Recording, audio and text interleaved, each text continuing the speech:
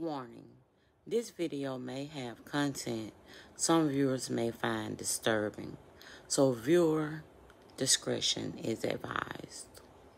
Hello, my friends.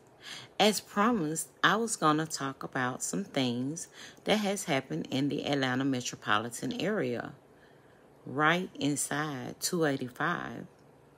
But to give you an idea of what I'm talking about, let's talk about where the name of the Atlanta Ripper actually come from. It actually was derived from Jack the Ripper. A lot of us have heard of him.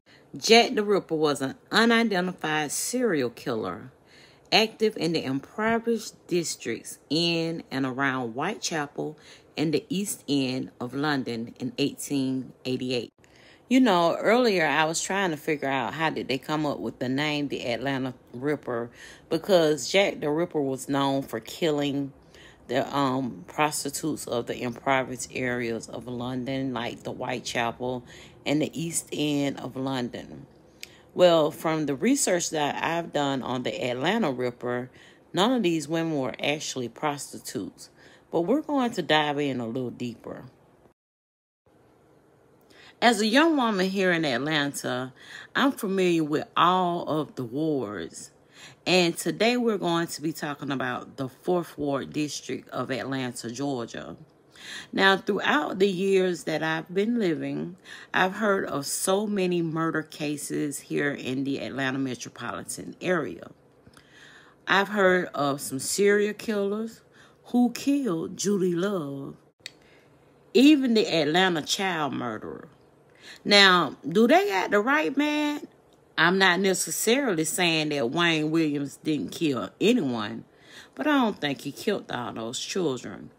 I will be coming back to talk about that soon.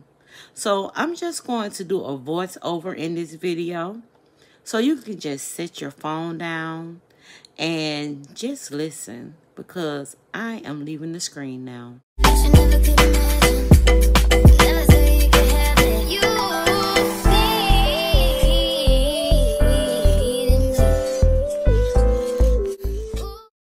Now, while most are familiar with London's Jack the Ripper, few are aware of the existence of his southern counterpart, who matched with the brutal ways that he killed his victims.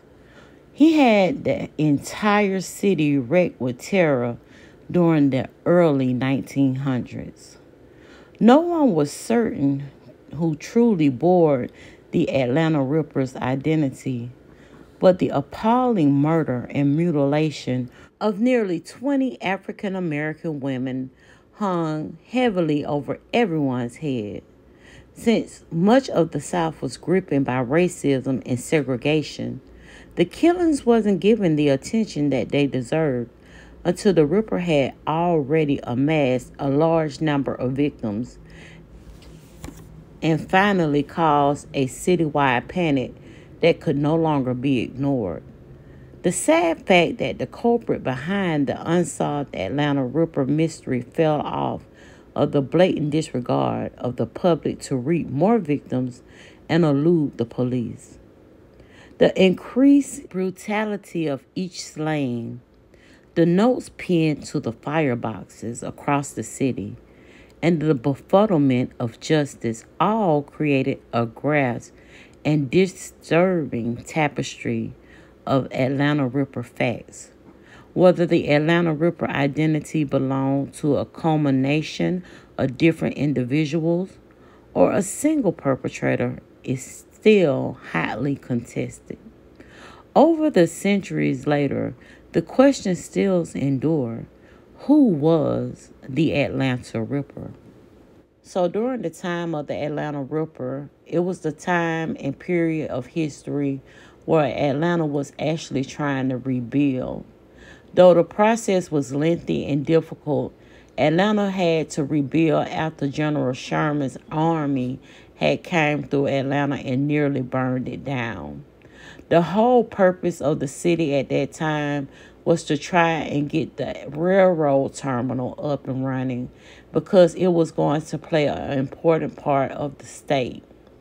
Though segregation plagued the Jim Crow South and racial violence such as the 1906 riots, the Atlanta African American neighborhoods were trying to band together as a tight knit community, and it became home to many small businesses, working families, and cultural and religious institutions.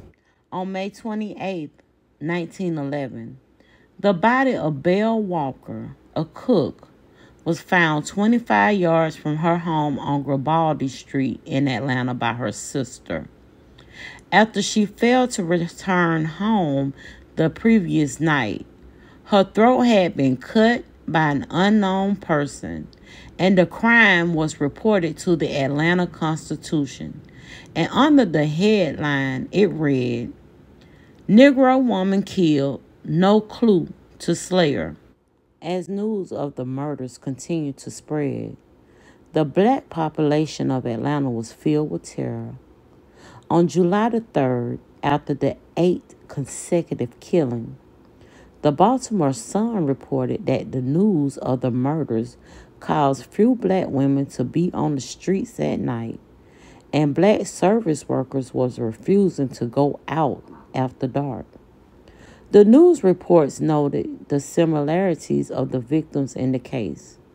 By the end of 1911, 15 women, all black or dark-skinned, all in their early 20s, had been murdered in the same manner. The victims were all described as good-looking and neatly dressed, with many of them having received education. The murders were all described as having been committed with a knife or a sharp object, with some gruesomeness being a particular note. The murderer would rip, tear, and mutilate the bodies of the victims after death. One victim, Lena Sharp, was described as having her head nearly severed off her body. The moniker will sound familiar to the crime enthusiasts for a reason. Just a few years earlier, Jack the Ripper had terrorized London, murdering women and prostitutes in the most grotesque fashion that he could possibly do. By early 1911, the perpetrator had begun adding a similar gruesome signature to the victims. Rosa Treese, a 35-year-old housewife, was found just a short distance from her home with her head bashed in, her throat slashed open. That February, another victim, never named, was found murdered in the exact same way. And then in June, one Addie Watts fell prey as well. The local newspaper claimed a black butcher, or in that name that stuck out, the Atlanta Ripper. Over the next 3 years until 1913, the Ripper would strike again and again, almost always targeting young African American women who were walking late at night in secluded or out-of-the-way areas, such as an open field between their workplace and their homes. Interestingly, the daughter of one of the earlier victims actually survived her own attack and got a glimpse of the assailant as he fled. Emma Lou Sharp, daughter of slain Lena Sharp, described him as a tall, dark, broad-shouldered man and a broad black brim hat. Such identified were never seen. Nobody was ever brought in, and the month after month, the Ripper continued to claim more lives. There comes a point in every crime wave where enough is enough. That point arrived quickly in Old Town Atlanta. In contrast to the racial unrest of 1906, by the summer of 1911, both black and white communities had begun working together to try and solve the crimes. Despite a couple of arrests and several dubious confessions, the case remained open, And by early autumn, the Ripper had started striking again. By the end of the year, this had seemed to be a criminal had claimed no fewer than 15 lives. The following 2 years, 1912 and 1913, each saw a handful more. Then there was a slow, flooded, trickled down. The last murder took place in 1915. The total death toll attributed to the Ripper had nearly been 2 dozen, nearly all young black women. Again and again, who is the Atlanta Ripper? A lot of people ask. Going to give us 17 facts about the Atlanta Ripper. So let's talk about the Sharp family, which is fact number one. When Lena Sharp failed to return home from shopping one evening, her 20-year-old daughter Emma Lou panicked and began to search for her. Afraid of the Ripper who had been terrorizing the community, Emma Lou retraced her mother's steps to the market, only to learn that her mother never made it. While desperately searching the neighborhood, she encountered a man who she described to authorities as a tall, black, broad-shouldered man wearing a brim hat. After he asked how she was, Emma said that she was doing well and attempted to elude the man by trying to skirt around him, but he blocked her path. As he proceeded to stab her in her back, Emma Lou pulled away and ran screaming for help, while the large man let out a laugh and fled down an adjoining alley. Emma Lou was unaware at the time that she was only meters away from the corpse of her mother who had been savagely murdered. After Emma Lou fearfully shouted, it drew a considerable crowd, and a search party was made up of several men, and they dispatched and soon found the body of her mother. She was found near the Seaboard Railroad tracks. Lena Sharp had a large gash across her throat, and her head was resting in a pool of blood. The throat slashing was so horrible that she was nearly decapitated. A prominent Atlanta undertaker had posted a $25 reward for the capture of the maniac who slaughtered Lena Sharp. On Saturday, July the 8th, which is fact number two, Mary Udell, a cook of the W.M. Slaughter House, was leaving work when she heard a sharp whistle coming from an alleyway. The 22-year-old saw a tall black stranger approaching her at a rapid pace, and she began to run back to the owner of the home that she worked for. And Mr. Slaughter quickly ran towards the alley with his revolver in hand and found the man lurking in the shadows. When Slaughter confronted him, the stranger used the darkness of the passageways to slip away into the night. Upon thorough investigation of the surrounding area, police was unable to find the suspect or any clues, and Mary Udell narrowly avoided becoming a victim and a name on the Ripper's growing list. Fact number three. First victim to make the front page was actually the eighth slain. Will Brogan was on his way to work when he noticed signs of a struggle in the loose dirt in his route. Following the signs of distress, Brogan stumbled across the savagely executed corpse of Sadie Holly. Her throat had been slashed from ear to ear, and her head had been bashed in with a fist-sized rock that was later found discarded in a nearby field smeared in blood. Any prints or trails that the killer had left disappeared not far from the vicinity, and Holly's shoes was never recovered.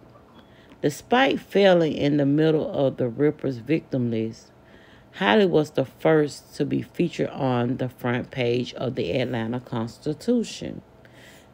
Fact number four.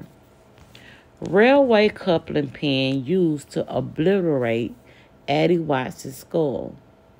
On June 15, 1911, a badly ravaged body of Addie Watts was found close to the Southern Railway.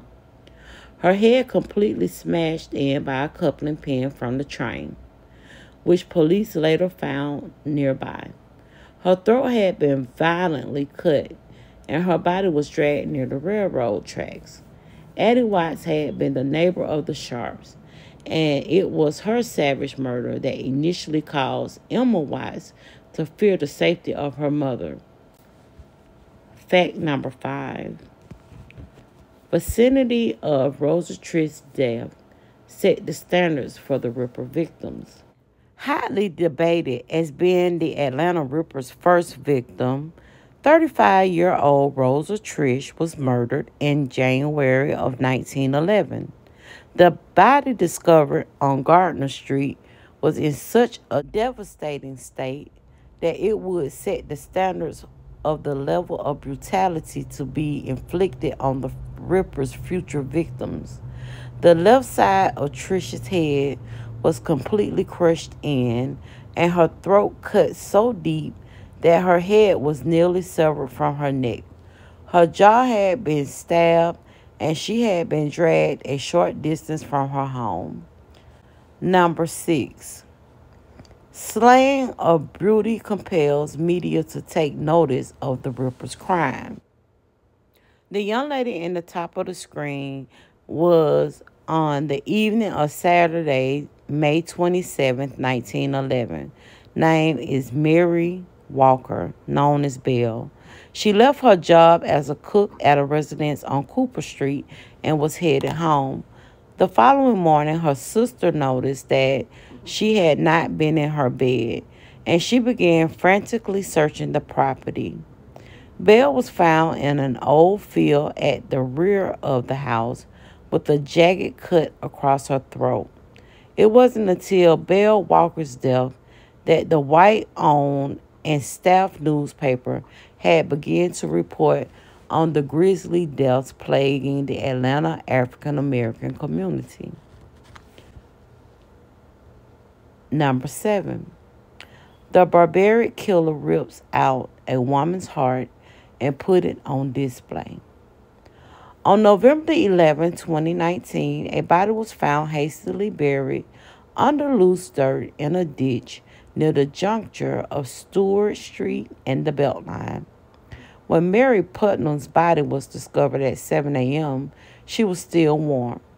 Putnam's throat and breast had been viciously slashed, and the killer's handprints was visibly visible in the dirt around her body. The most disturbing sign of the Ripper reached a frenzied crescendo was when Putnam's mutilated heart was found lying next to her and she had been disemboweled.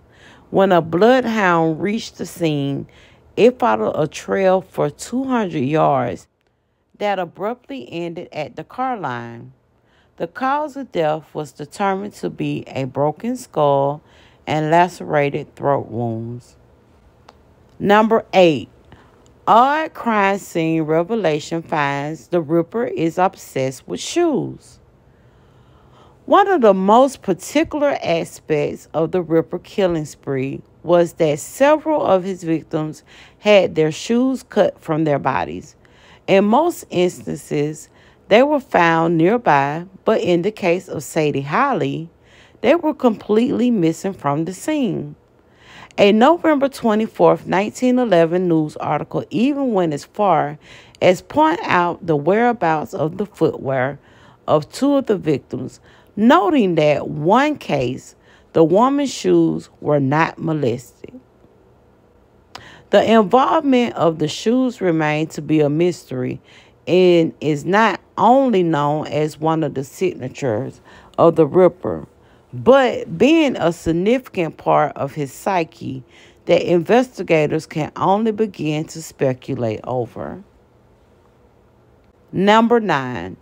Atlanta Ripper forced communication after murder spree slow. In March of 1914, a firefighter began to take notice that notes was pinned to fireboxes all over the city. They threatened to cut the throat of all Negro women who happened to be outside at a certain time of night. All signed by Jack the Ripper. Fire Station Number 2 received three false alarms, which was believed to have been activated by the killer in order to draw attention to the letters. Whether it was truly the Atlanta Ripper or merely a sick prankster is still unknown. Number 10. Woman found still alive with her head beaten into puree. Wow. An Emmett Park family cook, Ellen Maddox, was on her way home from work when an unknown assailant plummeted her from the back of the head with a blunt force object. And she was beaten so savagely in her head that it was caved in and her facial features left completely unrecognizable. Despite the horrors that she endured, Maddox managed to speak to detectives while in the hospital and uttered, "He ran up behind me and hit me."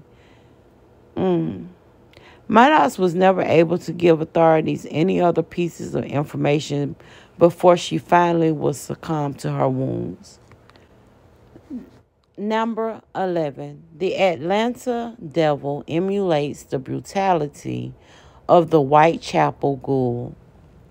The Atlanta Ripper is believed to be responsible for the death of nearly 20 African American women.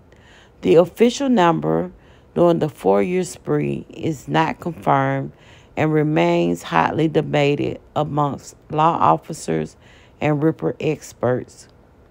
The standard for the slayings was that the victims were approached from behind, clubbed in the head, then dragged off to another area where their throats were slit and bodies mutilated in some form. The victims seemed to be on their own pattern of being from the lower class community, genuinely pretty, and mulatto or African American. Due to the violent savagery of the murders, the Atlanta culprit was officially compared to London's Jack the Ripper in June 16, 1911 news article. Number 12. A grand jury was convinced the Atlanta Ripper was a myth. The police was baffled throughout the Ripper's killing spree, which eventually spurred community leaders and churches to offer rewards for the capture of the fiend. With the similarities between many of the murders becoming more obvious, Atlanta believed it was looking at a lone serial killer. However, March 1912, a grand jury concluded that each murder was committed by a different African American man. Although they never explained how they reached this decision, they stated that each case was the result of a jealous following immoral conduct. Adhering to the theory that the Atlanta Ripper was a myth, authorities kept arresting different black men for the crime, but rarely won convictions due to circumstantial evidence. Number 14. Blood and matching prints, not enough to snag biggest suspect in Ripper spree. Henry Huff, a 27-year-old laborer, was arrested for the murder of Sadie Holly. What initially led police to Huff was that witnesses reported seeing him with Holly the night she died. When he was arrested, Huff's trousers was caked in dirt and blood, and he had substantial scratches on his arms. During the time that he was detained and going to trial, the Ripper murders continued and only increased in severity. Henry Huff was eventually found not guilty in the death of Holly. Emma Lou Sharp particularly identified the man who had stabbed her in the back as 35-year-old Todd Henderson. He was also spotted in the drugstore with Sadie Holly the night of her murder, and his shoes matched a print left at the crime scene. Henderson denied even owning a straight blade until police discovered that he had in fact dropped a razor off at the local barber shop to be sharpened the morning after Holly's butchered. Despite the hopes by law enforcement, Henderson was their man. The evidence, however, remained circumstantial and eventually was dropped by a grand jury. Number 15. The killer preferred to slaughter on Saturdays. Beginning in 1911, the Ripper had performed a pattern of killing women on Saturday night. For 5 consecutive weeks, the calmness of Sunday mornings was torn asunder by the continuously discovery of brutally slain bodies. This disturbing streak was finally broken with the 8th of July's attack of Mary Adele, who managed to narrowly escape the Ripper's clutches. This didn't stop the slayings, though law enforcement failed to provide a solid theory for why all the substantial bulk of murders occurred on Saturday night. Number 16.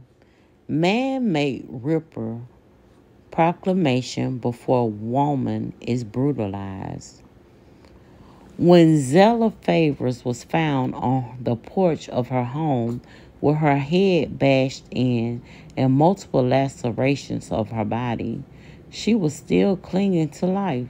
She was rushed to the local hospital with little chances of surviving the vicious attack.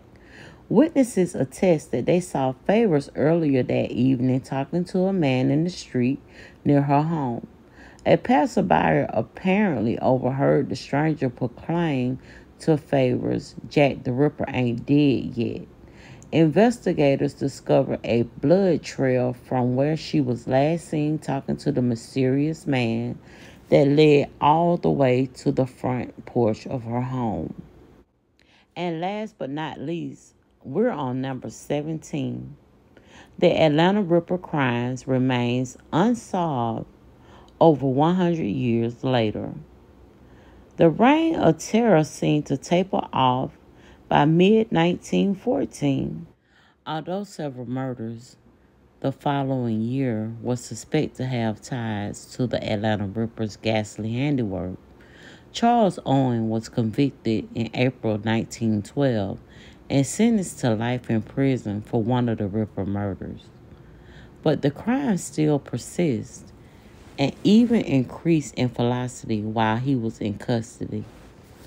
Despite several indictments and Owen's convictions, law officers and public believe that the Ripper was never actually caught and remained at large. No reward was collected, and at least half a dozen suspects were unable to be matched to more than a couple of the crimes. The slayings eventually faded to obscurity, and to this day, the Atlanta Ripper killings remains unsolved. And as promised, the next recording of the true crime will be on another serial killer in Atlanta. But this time it will be during the 1996 Olympic Games that was held here in Atlanta. And no, my friend, I am not talking about Eric Rudolph. I am talking about the man who was going around killing the prostitutes on Stewart Avenue. I will see you next time. Please give this video a like. Please comment down below. And if you like true crime videos, let me know. And I will research more stories like this one. I thank you so much for watching. And you all have a very nice day. Goodbye.